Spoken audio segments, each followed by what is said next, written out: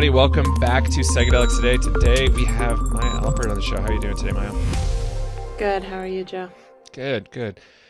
So we've got the opportunity to meet a couple times, mostly on stage, and you've got quite the background. Come from your own personal history, but you've been working with the Davos organization, trying to bring some psychedelic education there. Tabula Rasa with Marique, and also synthesis. So we're going to have a fun, broad-ranging conversation here, I think. Yeah. Yeah, cool. So, before we dig into your more contemporary work, let's talk about who you are, like where you've come from. Like how did you end up in this kind of psychedelic space? Absolutely. So I think it was about 5 years ago, maybe 2018. I was working in operations. I ran a coffee company that was based in Columbia, New York, and really had a long personal history with psychedelics, but didn't understand what was happening underground and all that had been bubbling up over the past decade or so, until my mom actually came to me and said that she was looking to try psychedelic assisted therapy for her clinical depression. And it was kind of like that phase of getting older where you can kind of start to talk to your parents about that stuff. And I was just really surprised. And she's like, I know you like these substances, you should look into what's happening. And I kind of followed her journey through microdosing and finding an underground guide, and saw how much it helped her, after trying multiple treatments throughout most of her adult life. And I was sort of like immediately engaged and quit my job and said, I need to also dedicate my time to this, which I think is a kind of similar story that I've heard from a lot of people who now dedicate the professional life to psychedelic growth. Is like when they find out about it, they just say, yes, drop everything, count me in. The data's compelling, right? Yeah. It's like Yeah. you hear the data from like 5 studies, and for a lot of people, that's enough. Um, and the success rates are just outrageous relative to traditional treatments on so many categories. And like addiction's really rough, and maybe this is a good bridge. Like some of the most deadly disorders, psychiatric disorders in the world, are eating disorder related. And could you Mhm. like maybe share a little bit about that for yourself? Yes. So I had been working in the space for a few years at this time, and was watching other people experience healing. I got a lot of questions and put people in touch with like a lot of resources to find their own treatment, but hadn't really seen a way forward for myself. Like, yes, I was a big believer, but I think a part of me also, since I hadn't experienced quote unquote psychedelic healing myself, I didn't, there's something I was holding back. Um, and something kept coming up for me. It was the first psych conference we ran in 2020. A doctor spoke about psychedelic therapy for eating disorders, and my interest was piqued. And then I saw a double blind article, and then it was kind of like the third time it was really put in my face that I said, okay, maybe I should look into this, because eating disorders is something I'd struggled with for since I can remember, since my Hmm. memory was formed. Wow. And I reached out to that doctor that spoke, and there was a study going on at UCSD, which is down the street from where I was living at the time, for psilocybin, um, safety and efficacy for people with eating disorders, anorexia specifically. And I applied and got in, and that was, yeah, that was huge. That was like a big turning point for me personally, and like reinvigorated every reason that I am in this space, because I got to witness that firsthand. Not only to have that healing, but to get to be sort of sort of a voyeur in the clinical model. To take what might be like 5.5 grams of psilocybin, synthetic form, but like in a hospital bed with two people watching me for 8 hours. I was I was a patient, but I was also a professional, witnessing what this is like and going to be like for a lot of individuals. Mm, that's great. So, nerdy question. I'm just kind of curious, like who the leads were on that study, or if the results are even published yet, or. The results have been published. It was quite a small study. I can get you those statistics. I don't have them off the top of my head, but it was a Compass sponsored trial. But the lead investigator, let me see if I can pull that out of my memory. The two Um, people I know at UCSD, PHRI, I assume it was part of PHRI. It's Tim Furnish and Joel Castellanos are the two that I know there, but I know there's a handful of other physicians helping run that place. yeah, my study was conducted by Dr. Walter Kay. Great, great. Yeah, it's a beautiful campus. I just made it there for the first time the other day, and Oh it's yeah, really cool to know that there's like psychedelic research has been happening there and will continue to happen there. Um, yeah, Really kind of absolutely. inspiring, really. Yeah. But I do like to talk a lot about that patient population, and since it doesn't get a lot of attention, like veterans get all the love these days, which I totally understand and respect. It's sort of the bleeding heart story that gets people across party lines to support psychedelic therapies, and I think it serves a great purpose, and it is absolutely a great need because not only veterans, but so many people are struggling from PTSD, um, and all different forms of trauma. But anorexia and eating disorders also has like a huge range of folks that it affects. It's like 1 in 10 globally, something like that. And it's also at least 4 times more deadly than any other mental illness, which people don't realize. And another issue that does not have any treatments, they're just going to feed you like the same SSRIs or anti anxiety meds and try and tell you to like eat more carbs. So, like, what can you talk a little bit more, like, further about disappointment with the call it standard of care, I guess, around it? Around eating disorders Yeah, specifically. yeah.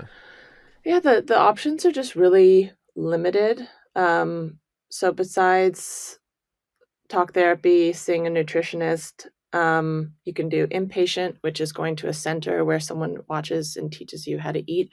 I've never personally had the opportunity to do that because you have to um, give up your life. You have to stop working. You have to move into a place that's sort of like rehab, but can take longer. And I was never willing to take that step, for better or for worse. So I tried other methods, mostly just therapy. I never took any medication for it. But the limitations are really when you've been in therapy, you've seen a nutritionist for 5, 10 years. You have all the tools there. You know what you're supposed to do. This can be applied to things like depression or anxiety or any other mental issue. Hmm. But those neural pathways that have been connecting and forming with those negative thought patterns for decades for people, they're not going to undo themselves. Like it takes more motivation than I have ever had to break my cycles, and I really felt stuck. I don't think I was going to ever get better than I was at the time without something like psychedelics. Mm. And did you feel that kind of uh, existential risk, like the risk to your life with the disorder? I think I'd succumbed to living the rest of my life the way I was, um, in a sort of macabre, depressed way.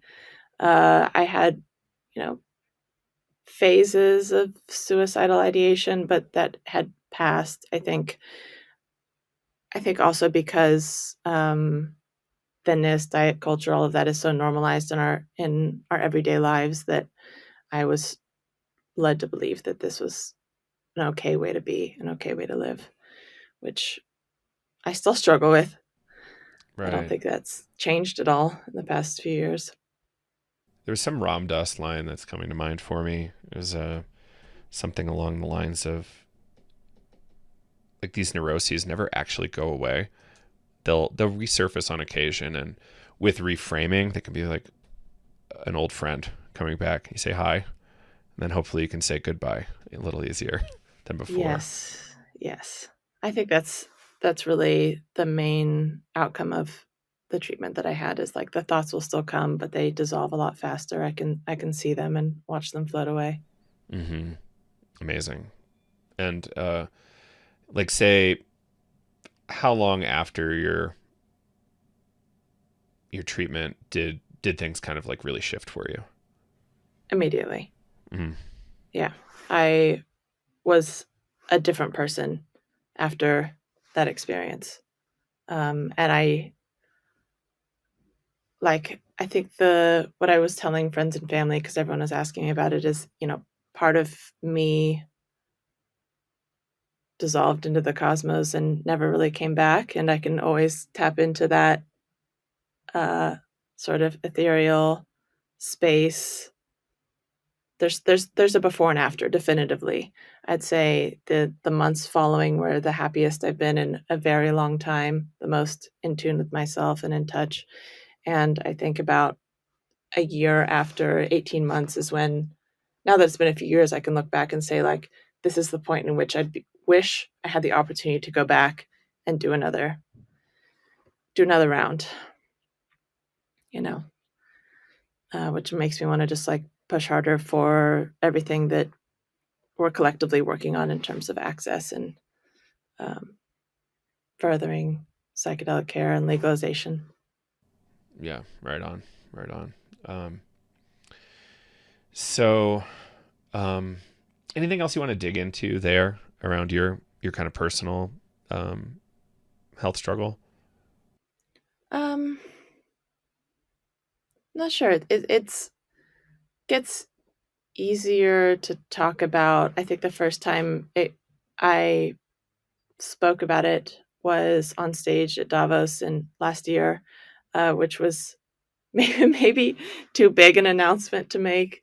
Um, yeah, but it's been really lovely to connect with individuals after each talk that I give, and people come up and say, "How can I get involved?" and um, feel like I'm making a difference in a small way because I'm not a clinician and I'm not a healer, and I want to also be doing my part to continue to educate or bring down barriers for others. So yeah, I just feel like I'm doing my part to share about it, and I guess encourage anyone to get in touch with me if they want to talk about this, because I know there's people out there who have been through similar issues. Oh yeah, yeah, it's still going for many. As you said, 1 in 10 globally. It's crazy. Um, and yeah, it does not get enough press, and I don't understand why. I remember being in high school and it being a bigger topic for me, but it's kind of really just like disappeared as I've aged. But I know for sure there's plenty of people using crazy pills and doing all sorts of gnarly stuff, and it's not Yeah, great. yeah, yeah. It's a cycle. Um, cool. So I kind of want to jump into Davos a little bit, but maybe Tabula Okay. Rasa is the good gateway first to Davos. Yeah, yeah, Your call. absolutely. They go hand in hand. So I joined Mark Kazan, who is the founder of Tabula Rasa Ventures and the parent company Energia, which also has a nonprofit called the Energia Foundation, at the beginning of 2020, and we founded the Psyched conference, and that sort of grew during COVID in the virtual space, and it was really lovely to bring everyone together and bring that in person to the global stage. In May of last year, when we went to Davos, the first ever medical psychedelic house of Davos, it was just like a big notch in the belt, I think, for psychedelics in general, which was kind of getting mentioned, but really still taboo. I mean, I'm sure the people that we speak to on a regular basis are already quite open to psychedelic medicine and believe in it, and you know they don't shudder at the thought of what they consider like illegal drugs. But this is a very different group of people. This isn't the type of people you'll see at microdose. This is suits, people from different parts of the world, um, who have a lot of judgment and thought we were going to be like some crazy hippie group showing up trying to dose everyone, which wouldn't have been the worst outcome. But it was really a time for us to continue to get taken more seriously for what we're trying to build together. And we brought about 50 speakers with us and Can we define what hosted Davos is? Davos. Yeah, so Davos is a small mountain town in Switzerland, um, most famous for hosting the World Economic Forum every year. It's normally in January. So the World Economic Forum is a small, very exclusive event full of billionaires, world leaders, politicians. That is you have to be invited to. But the whole city transforms during the week that the World Economic Forum is going on, and about 10,000 plus people will gather and host ancillary events up and down the promenade. There's everything from like Salesforce will show up, Wells Fargo, like all of these institutions will have their own events. House of India.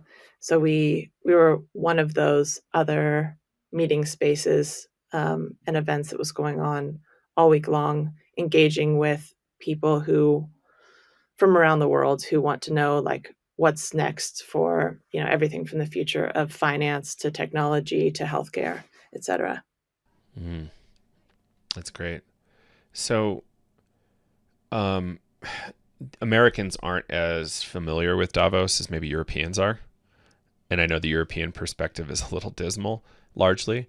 But like, I think it's obviously a big strategic win that this was able to happen, right?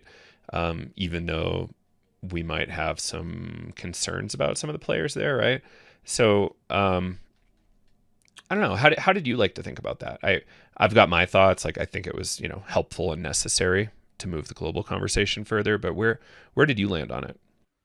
It was a huge learning experience for me because I definitely went to that town with my own biases and don't like the idea of this small group of predominantly white males determining the future of just about everything together. But it was lovely to see that there's actually a lot of undercurrents happening in Davos as well with organizations like Undavos. There's even some people who've previously been a part of the WEF or currently are who are working sort of below ground to counteract the things that are happening inside that building or just have the other conversations. And there's plenty of space to interact with those people and to bring up those topics while you're there. It's really a breeding ground. I noticed this past January is my second time there. There's a lot of similarities between Davos and Burning Man. Basically that Oh, you're let's just hear it. having yeah, the quality of conversations is just a lot more intensified because every time you're in an elevator with someone, you just have this shared experience of being in this remote place that's kind of hard to get to, that you have a lot of feelings about, um, and you're just kind of stripped down in that way. Mm-hmm. And Mm-hmm. there's less boundaries, and sure, it's great for networking, but also there's like a certain vulnerability to being there and um, It's like an element of self-discovery almost. yeah, yeah. I struggle because I hate to talk about myself, and being at Davos, the number one thing that everyone's doing is it's just like selling themselves and asking for money. And that is not me, but um I still have made some great connections there. Good.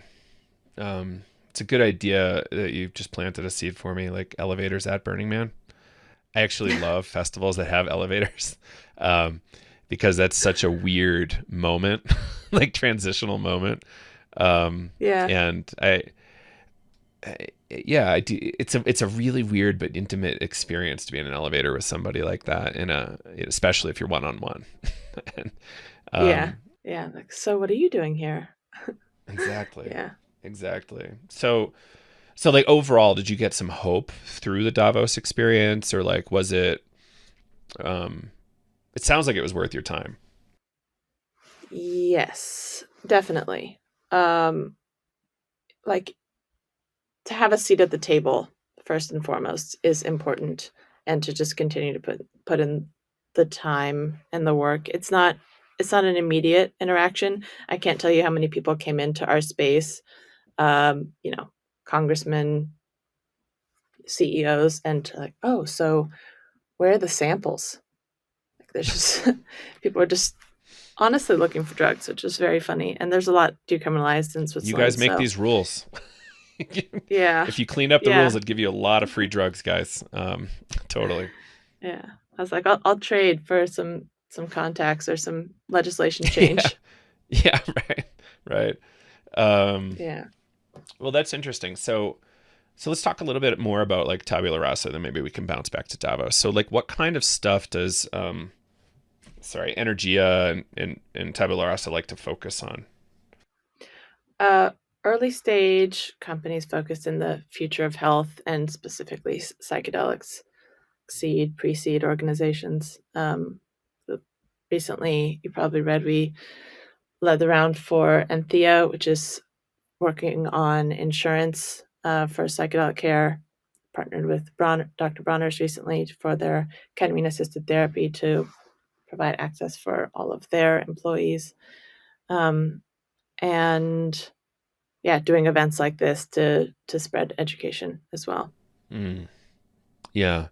So yeah, and Thea's an interesting one. I got to meet who was it? Shuri, Mm-hmm. maybe, Sure. who's running that Yeah. org. Yeah, and Mm-hmm. what's the story there? It was like kind of ketamine as part of health insurance plans, or was it different than that? It is setting up programs with employers to provide insurance assistance for their employees to get psychedelic care, and it's just ketamine at the moment because that is what is legal in the U.S. But it will broaden as the legal landscape broadens. That's interesting. I like that. Yeah, Um, yeah, I need to talk to her. See if yeah, we can do that yeah. here. Yeah. Um, I think they have like a lot of interest and even a wait list at this point because a lot nice. of people wanted to jump on board. Yeah. Well, that's great. Um, yeah. And I'm also Y- excited to share that Tabula Rasa is investing in the new synthesis as well. Oh, So interesting. sort of like my worlds colliding there. Interesting. Um, yeah, we'll get into that in a little bit. So largely the psychedelic house of Davos, it had to be separate from Davos, right? So people weren't confused. I remember that being a really strong sticking point. Was there anything you want to share on that? Yeah, so like the World Economic Forum is its own entity and organization, and they don't want you just like throwing their name around just because you happen to be in the same city at the same time. Like we had a lot of people from the forum joining us on a regular basis and attending our events and lectures, but we're not affiliated with them in any way. So that is the line. Yeah. So you could be in the same geography. It was maybe a little political, but Yeah, yeah, exactly. yeah, that's cool. Yeah. But at this past event, Marek met the health minister of Dubai. And Marek and we actually went to Dubai for a while after the event to start connecting with people there. And we're talking about like doors that get opened. Um, it's crazy to say this, but they're starting to have conversations about psychedelic therapies in the Middle East. And we're actually hosting an event there in June, like a one-day conference for therapists and different medical professionals who are interested in learning more. So like, yeah, what can happen when you put yourself in those places is just shows it's worth it. Right. Right. Like the whole world needs help with mental health. It's not just an American problem. Um, including like definitions, right? Like I don't even know how to define mental health, but somebody does probably. But this thing of including the Middle East is huge, and it could really make a big difference for us. We've had students. I think we had a student from Bahrain in our class before. We've had Egyptians, and I think one or two folks from Sudan through our program. So like there's interest. And People mhm. like currently living in those countries who are interested in practicing there, you think? Oh yeah, 100%. Like they were part of our program. Like they signed up for our class. I think they even paid without scholarship. And I don't know if you know this one. There was actually a big holotropic breathwork study. I think in the late '90s, maybe. Ironman was the dude's name, and they were doing this trial at a psychiatric hospital in Alexandria, Egypt. And it was like a 10,000 plus person study. It's a big deal. In the And 90s, you said? I that's my guess. Um, That is a big deal. yeah, I could be super wrong on the dates. um, but it's definitely massive. I just found the article here, I think. No, there's no way I'm going to be able to find it quickly. But yeah, I think it was Ironman, James Ironman. He's a Bay Area guy. Was involved in that, and it's fascinating. So the Middle East is interested in altered states. It's just you've got to frame it appropriately. And do you remember this Iranian imam? I think he was like the number 2 or 3 guy in chain of command of the religion, and he was saying something like psychedelics can be halal if done under appropriate like conditions. I thought that was an amazing like statement, and that was a while ago too. It was more like 2009 or 7 maybe, but a big deal Yeah. nonetheless. Yeah. Cool. So I think maybe we should jump into synthesis. So let's talk about old and new. So how maybe like first off, what was synthesis? What is synthesis today? So Synthesis started in 2018 as a retreat center based in the Netherlands. They saw, I think, over 1,000 individuals through uh, travels containing psilocybin retreats throughout 2018 to 2020 when things kind of got shut down during COVID. And through that, they saw the need for more education for facilitators to train guides to how to create space safely. And this like needed for an ethical landscape for facilitators, and opened the so Synthesis is really two companies, one based in the Netherlands and one based in the US. And the US version started the training in 2020, Mm-hmm. training psychedelic guides. It's interesting. We obviously we do similar business. And yeah, quick tangent, breaking convention. There was apparently a big hubbub about training underground guides, like, and how it was super unethical. Or sorry, not even underground, just guides generally. When there's no jobs, quote unquote, there's no places for these people to practice. Like, I find that a little goofy of an argument because it ignores the situation, market forces, the interest, and like harm reduction that comes from having people with a lot of skills. Like, did you all think about that as part of like the strategy overall for training? Like, obviously, there's legal places to practice, but obviously, not everybody that you graduate is gonna feel obligated to follow the law. Like, I also buy LSD, so I also don't follow the law all the time. Yeah, absolutely. I think as a business, we never operated in the gray area. We were always Mm-hmm. very conscious of what we Likewise. were, yeah, what we were promoting and discussing was focused in the legal landscape. Which there when we started, there were very few opportunities for people to practice legally. I mean, the jurisdictions for psilocybin are like limited to Jamaica, the Netherlands, and sort of Mexico. But we understand that a lot of our trainees who are based in the US are going to be operating underground, but we're not going to, let's say, promote that. But like you said, with harm reduction, offering education is not uh, it's not illegal, and I also think it does a lot of good because people are going to practice no matter what. There's going to be people out there who are just trying to take advantage of a trendy treatment. Like, there's a lot of moms out there now seeking underground guides, and I only hope that they are doing some vetting on their own, because until we have really the frameworks for decriminalization and licensure for therapists, you really just have to be your own best judge moving forward of who you sit with. Make it a team sport is what I say. Don't go at it alone, and try your best. And if you're, a young lady going to Peru to an ayahuasca center alone, there's some massive risk there. And there has been some really tragic stuff. And this same kind of stuff has happened in the underground as well, in America and elsewhere, right? So it's until we have some sort of review system, like a Yelp, for these folks, and they have more than 10 reviews, like, how can you trust it, right? And that's a problem that needs to be solved. And we're hitting it from multiple sides, from legalization to technological solutions and otherwise, right? So it's a big deal.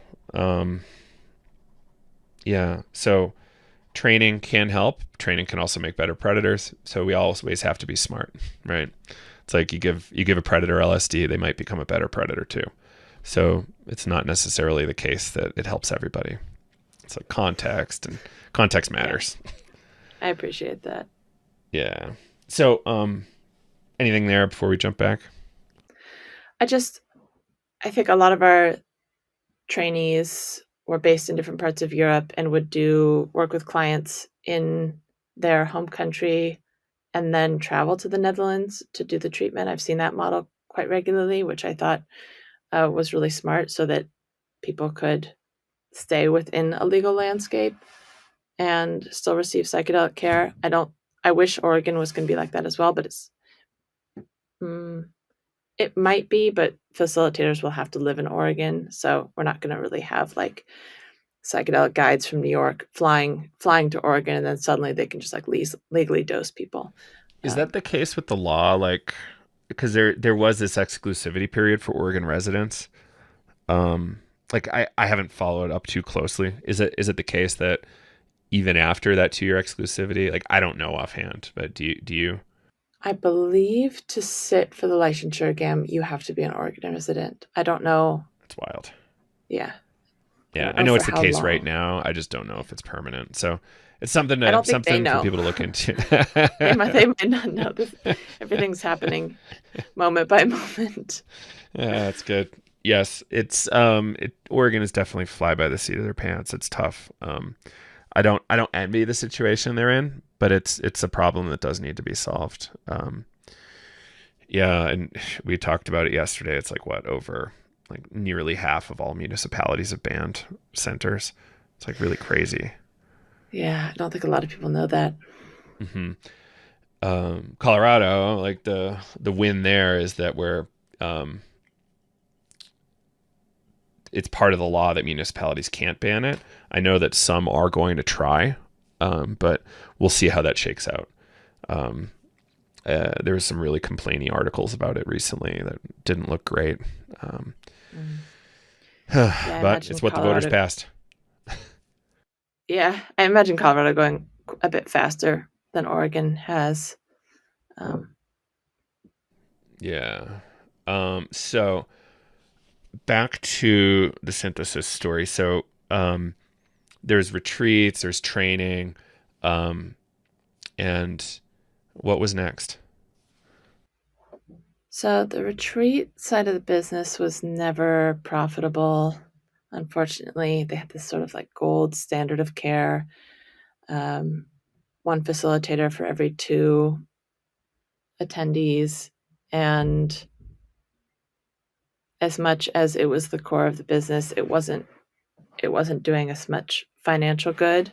And I'll just speak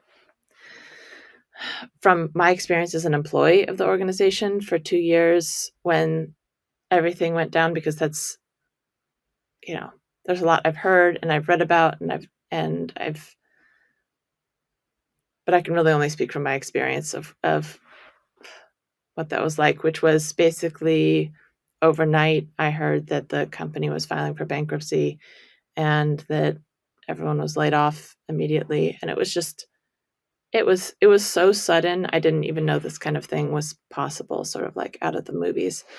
There'd been some warning flags. I knew that we were in a hard place financially, but I had no clue it was that dire. And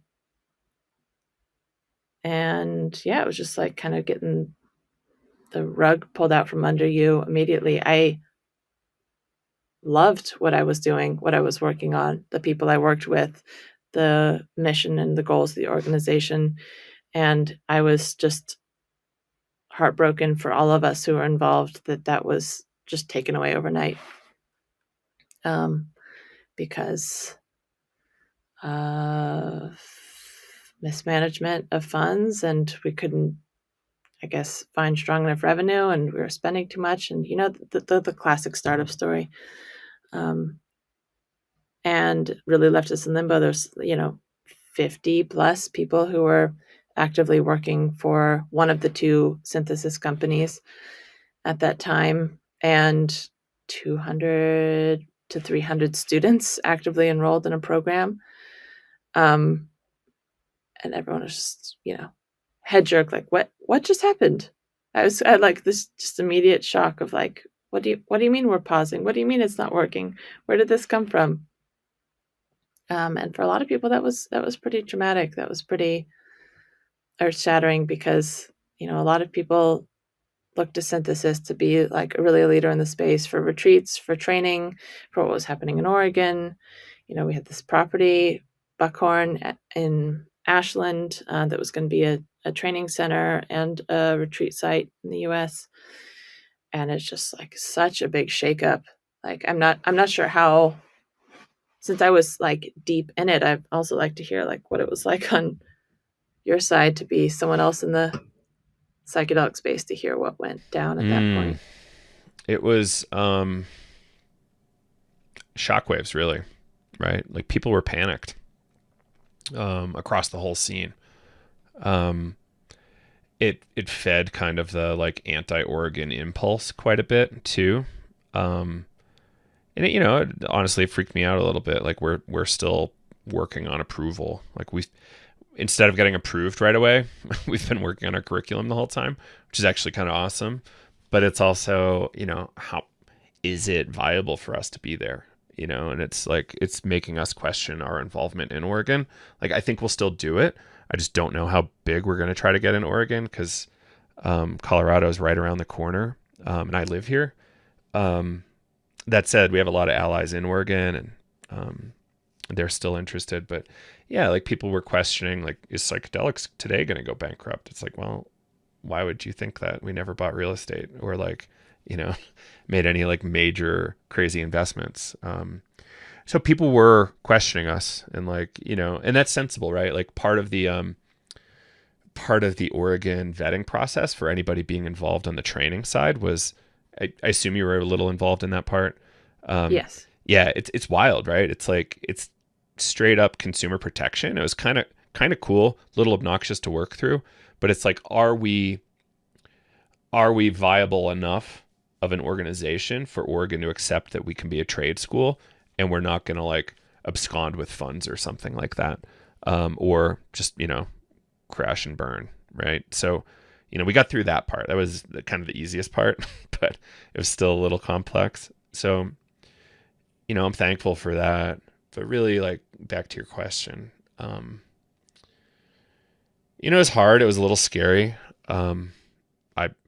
I was personally nervous for synthesis when I found out Buckhorn was purchased, because I knew how in infancy the rules were. One of our we're close with a number of attorneys there, so we're always watching it very closely to know when it's time. And we were like, yeah, like, beautiful. Buckhorn's fucking incredible. But I was like, I barely have the confidence on a training program, never mind a retreat center, in the state. So, it was, it was hard to watch for sure. I had friends living there. I had, plenty of respect for synthesis, and it was like, um,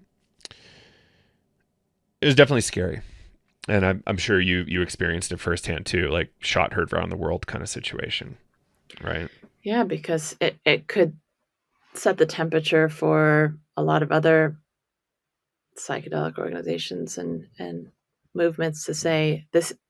It could say like this isn't working, and let me show you why. Like if this goes up in flames, then what else is possible? And you know the space is already greatly underfunded, and financiers look at this and they're like, I'm not touching that with a 10-foot pole. This is too early, or this is too risky, or X, Y, and Z. So that was like really the scary part of the first few weeks of what this meant for the movement at large. If we can't pull it off, then who can?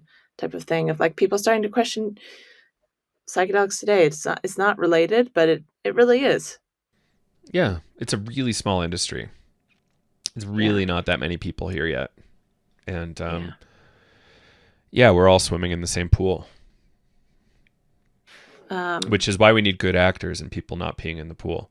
Because you can't pee in one side of the pool, everybody. yes, please don't pee in the pool. Or if you see something, just tell the person nicely, please don't pee in the pool. You can pee over there. Uh huh. Right. Um, Yeah. Like, don't ruin it. don't ruin it for the rest of Like us. I kind of think we're not. I think we're too far along for like stuff to get ruined. Like, of course, businesses are going to fall, and we saw it across the space. But like, the internet's here. The government can't lie to us as well as it used to when we didn't have the internet. Scientists are on board, doctors are on board, like money's here. It's not all the money we need to be fully defended, but like like there are going to be dominoes that fall, and it is going to be shitty and feel not great, but like the overall project is going to keep going, and that's kind of my sense. Yeah, I think you're totally right. It's not going to be one expose article, one company going down, or one like big podcast that tries to take down this movement that's going to have any success in that. I think also because of the nature of individuals who work in this space, who are, for better or worse, quite heart centered, generally can be more forgiving maybe than other folks, and community oriented, and you know understand the shadow side, and like are willing to look deeper at things. We're sort of a self-effacing group. Of course, just like any movement, any industry, there's plenty of egos, there's plenty of power hungry people, but I think looking at large, like the quality of individuals that I interact with on a daily basis in this space, yourself included, I just have a lot of respect for in the way they carry themselves. Yeah, thank you. I like the way this field is kind of developing. I like of course it's going to feel like this right now. It's very gold rushy. um, but there are people that have poise and compassion and can control themselves a little bit and can be great leaders. But there's a lot of people out there just slinging mud. Like, why? Like, the mud should be slung in the place that's helping like prevent progress, right? It's not synthesis isn't preventing progress. Psychedelics today isn't. Like, these funds really aren't. Like, progress will be halted later when people are trying to get in the way of legalization, drug policy reform, and like try to make this purely a medical model, which clearly we need multiple routes of access. Like, not everybody's going to be able to afford Anthea or like a treatment or whatever, right? Like, community-based healing is going to have to be part of this like tapestry of routes of access, like religions and other things like that. So like, how can we be kind to each other through this like really weird birthing process of a new paradigm, really, is what's happening here. Yeah, and I feel like it's not even my first nature to be so collaborative. I'm protective over our training program, and um we're not sure. Like you said, it's a small industry. We're hoping that there's space for everyone, but everyone's kind of like trying to push themselves forward. But, you know, I'd love to talk about our experience with Oregon and the OHA and like help each other out, getting through those bureaucratic roadblocks and sharing everything. And I feel like that's something which I want to get into now with like the next part of the synthesis story, something I've also really learned from Please. Cameron and Derek at Retreat Guru. They're just like, what if you I know you're coming from this like place of being burnt and hurt, but like what if you looked at it this way? Like what if you just put everything in this positive light? How would that change your actions? And that prompt has actually done me a lot of good to like pause and say, I would do things differently. And I can see how it's just going to end up benefiting everyone to just move forward with trust instead of this sort of like self-protective nature. Yeah. So what are you trying to do with the new synthesis, the rebooted one?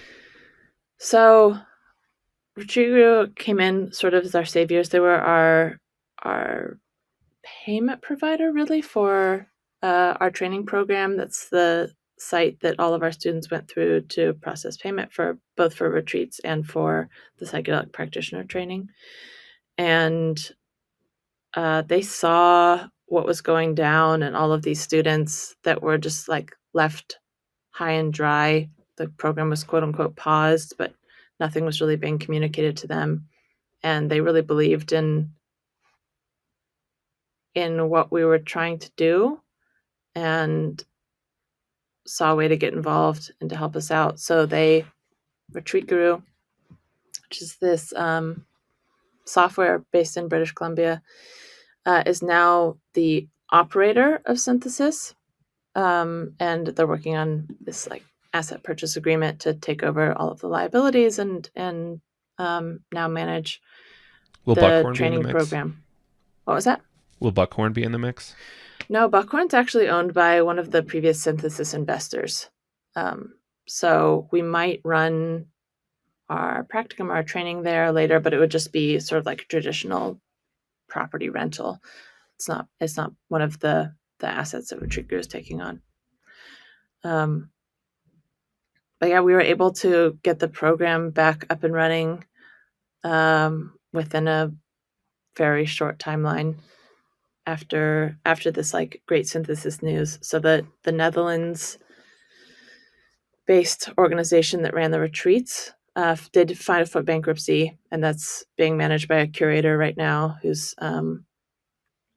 handling that from a legal perspective. And the US base is now in the hands of Retreat Guru, and just a couple of us from the previous synthesis team came on to help facilitate that transition, I guess. And yeah, finish out the program for our existing students and eventually start bringing on new students as well sometime this year. Oh, that's neat. Great. And will the retreat business come back then as well as the training business? No. I understand what you mean. Yeah. Yeah. That we would love that. That is not the immediate focus of our attention. We have a lot of other things to do, dealing with the OHA and the HECC in Oregon to, for them to transfer over to this new management, to deal with our hundreds of students, to think about new cohorts. Retreats would be great. Retreat Guru has something like over 2,000 sites around the world that are offering yoga, psychedelic, and breathwork retreats that we can tap into, and we'll use that network to help our students at some point. And would love to run our own retreats, but right now we're entirely focusing on delivery for our existing students, making sure that they feel held, that they were like rebuilding trust, continuing to make our program better and improve our curriculum. That's where we need to spend our time. Yeah, I understand. That makes sense. And yeah, customer care is always a big one if you gave somebody a bunch of money and they started treating you poorly, yeah, like there's erosion of trust, right? So kind of we got burned on a situation this year too. I don't know if I shared with you when we were at Psychedelics together, but the venue we were hosting our conference at ran into issues with the city and was no longer able to host us legally.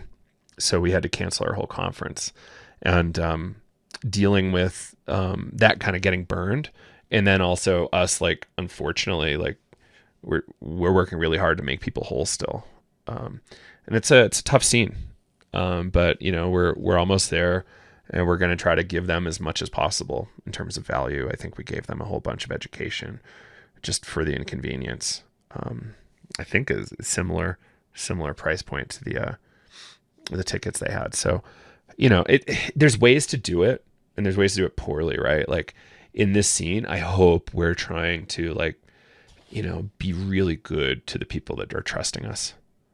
And I think that'll go a long way for the whole field and the whole movement and our reputations and, you know, the reciprocity that comes later, right? Yeah. I'm sorry to hear that. I was really looking forward to that event.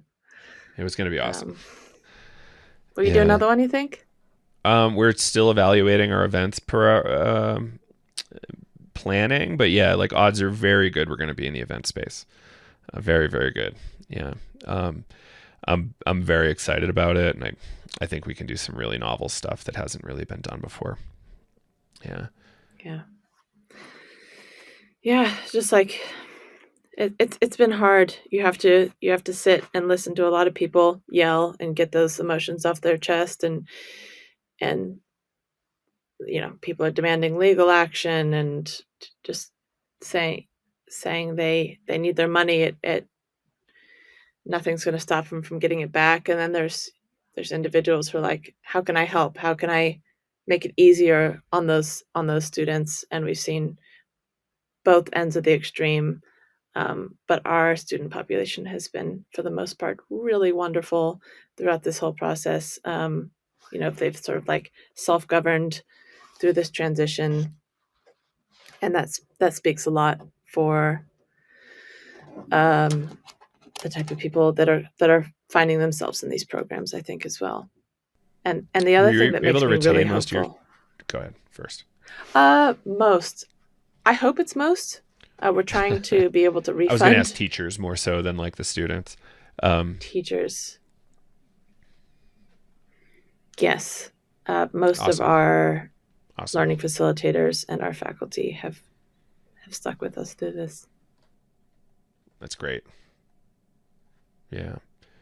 Yeah. And really impressive. Like the fact that students would have hung out, like that's a big deal. And it shouldn't be undervalued because it's like there's so much, you know, FUD going around, fear, uncertainty, doubt, that it's like, what is, how can somebody get some sort of certainty or, you know, clarity on what they want to do next, right? Yeah, absolutely. I think we say a lot now that this whole thing has been like a great big psychedelic trip. use our learning towards being a facilitator, towards facilitating ourselves through this chaos. Mm-hmm. Agreed. Yeah, there has to be chaos within to give birth to a dancing star, I think is what Nietzsche said. We'll be that dancing star. Oh my gosh. Yeah. Yeah, but another thing that's making me really hopeful is to see that investors are ready to come back and fund us to get through the program for the rest of the year, or see this through the future. Even previous synthesis investors who would have like lost all their money in that collapse are like, no, I still believe in this program. I still know what you guys are going to do, and doing it well. So, like, believing in us in that way, including Tabula Rasa, who is going to lead the investment for the new company of synthesis. So for ignorant people like myself, what does leading an investment mean? It's setting the financial terms for investors For the rest of the round? Okay. Yes. And it's often, the largest check size or maybe the first institutional to come in, like a venture capital firm, rather than, angel investors or individuals who've already given some money to the new company. Um, Mm-hmm. yeah. And That's great. there's just been a lot of value aligned individuals coming together to see this through, which is really exciting. That's wonderful. Um, I have a banal question. um, the experiential difference between like Psilocybe cubensis and truffles. Like obviously, Synthesis had a lot of experience with truffles operating in Netherlands. I had exactly reached out the other day asking for like, are truffles like, is it like buying a Delta 8 or is it like the real thing? I had an experience in Oregon not that long ago with some truffles, and it was much bigger than I thought it was going to be.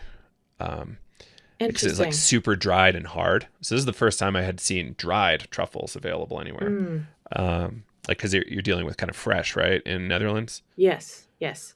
Yeah, I've never seen dried truffles. I've also never seen truffles in the US. yeah. This is the first time, and it was just this in 2022, um, which is fascinating. But mycologists are going pretty bananas these days. Yeah. Why was it bigger than you expected? You thought it would be like a less of an It was experience? really dense. It was really heavy. So you feel a mushroom. The mushroom's really light, generally speaking, when it's dried. But like this truffle, it was like heavier and denser. And there was something about that I think I was looking at like visible volume, not necessarily with like density included. And it was a great time still, but like it was definitely psychedelic, and no doubt around that. Like, have you seen like a qualitative difference, or has anybody talked about that? I've talked about that at length with our retreat facilitators because I had no experience with truffles and didn't really know what they were. Mostly because I never had to know about them because, I grew up in California. Mushrooms were around everywhere, easy to get my hands on. Um, and just they, yeah, like I said, I've never seen truffles in the US. Um, I think the experience is quite similar. I mean, like most of the active ingredients are the same. I'm sure there's a few differences in alkaloids, but um, yeah, I had to do some like weight conversion when I was in the Netherlands. I think the body load is probably different, but I can't say much more than that. Yeah, yeah, that's fair. Like I haven't seen the data really broken out either, so it's definitely an interesting thing that I'd love to dig into more later. But yeah, not neither of us are mycologists really. Yeah. Um, so what else? I guess like what's really exciting for you? Maybe not something you're working on, but like field wide, um, that's coming on the horizon, coming down the pipes, or maybe stuff people don't even know about yet.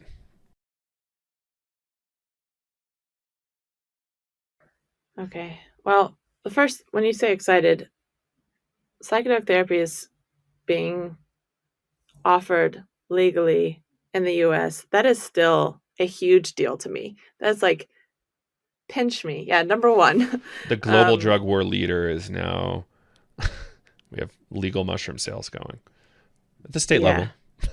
yeah. It's a huge deal. Like I remember being a kid, a teenager, learning about these drugs and like just wishing I lived in the counterculture to have psychedelics be more a part of our everyday life, and now I'm experiencing it, and just like on a personal level, that's just really freaking cool.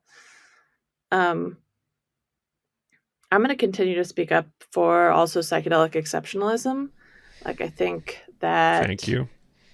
a lot of substances can be used in fun, beneficial, healing, community ways that are not just your like classic psilocybin, LSD, MDMA.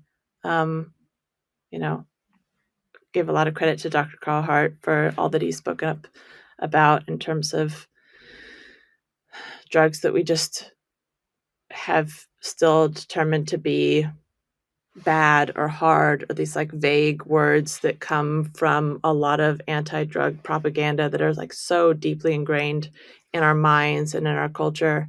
And I think like alcohol is poison, and we so readily accept that. I'm willing to challenge people on that every day. You're more likely to die from alcohol withdrawals than you are from heroin withdrawals. So Yes. yeah, like what does the next 20 years look like in terms of the substances that are available to us for recreational use besides alcohol and tobacco? Like I think that should be looked at. I'm excited for that. And I see the market kind of developing around it, right? Like we're seeing all these kind of, for lack of a better word, adaptogenic consumables, like with all sorts of funny stuff in them. I'm very into it, but it's also like, where's the safety data? We've got better safety data on LSD than a lot of these novel things that are coming down the pipes. But I feel a lot better when I don't drink. Yeah. Full stop. I wish that wasn't the case, but it is. And yeah, I think you're right. I think like the consumption, like this California sober thing, I think that's a really good branding exercise. And I feel like that's going to really shift a lot of global narratives. Like, oh yeah, you're right. Does feel like I'm stupid for drinking because I feel like crap for so long after, or, I want to sleep well. Why am I going to do something that disrupts that?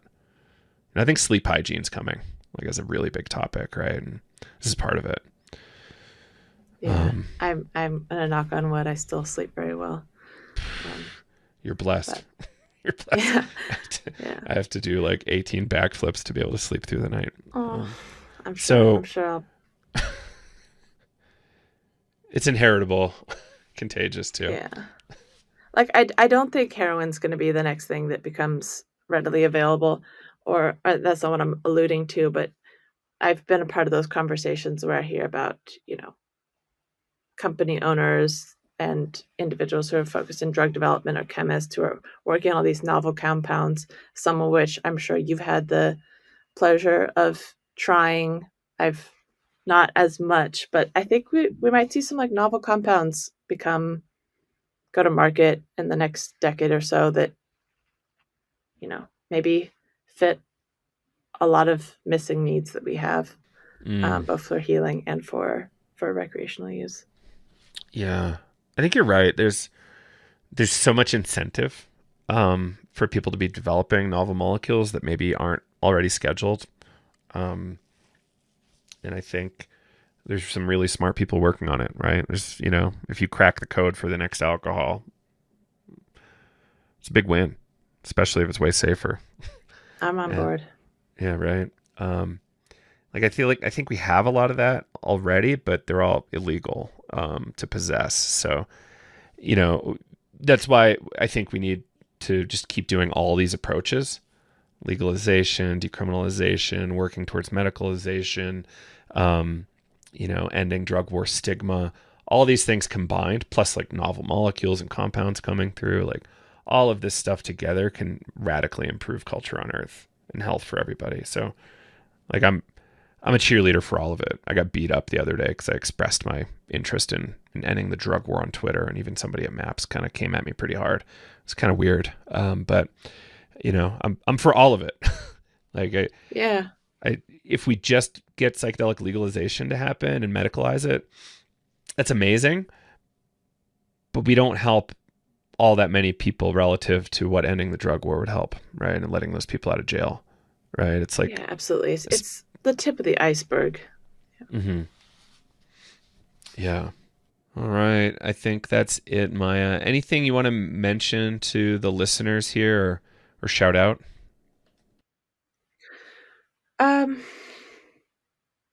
Just want to make myself available to talk about anything that I covered today, whether that's eating disorders and psychedelics or retreat guru, synthesis, tabula rasa, Davos. There's a lot of fun stuff going on. And yeah, I just want to continue to collaborate with anyone who's interested.